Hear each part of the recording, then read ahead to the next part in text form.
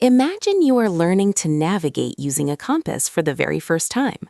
You could simply read the manual from cover to cover and hope the information sticks.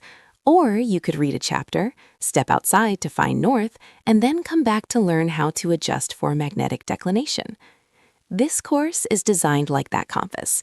While it is tempting to let the videos run in the background like a movie while you do other things, the most successful students are those who treat each lecture as a practical tool they must test before moving to the next.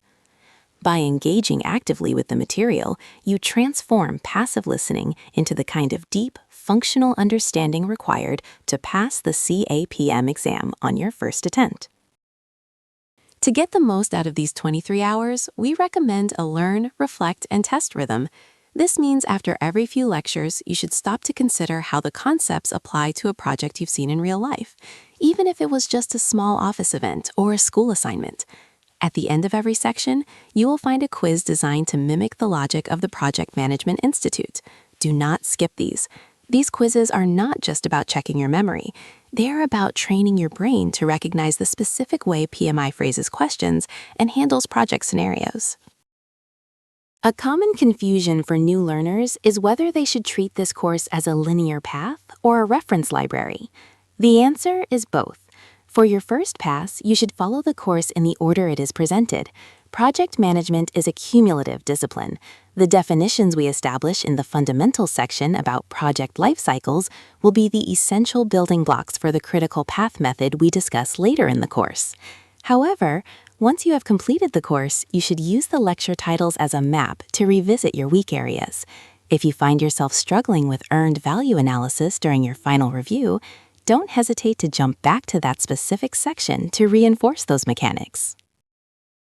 We have also integrated business analysis into this journey because it is a major pillar of the current CAPM exam.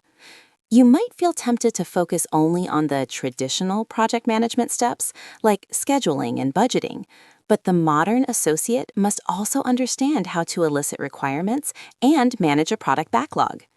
As you move through the business analysis section, pay close attention to the relationship between the project manager and the business analyst. Understanding this collaboration is often the difference between a project that is simply finished and a project that actually delivers value to the organization. Finally, take advantage of the structured study strategy we provide at the end of this first section.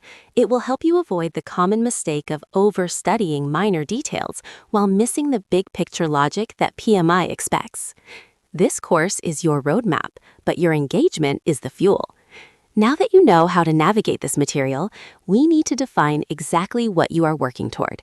The next logical step is to define the credential itself and identify the professional path it creates for you.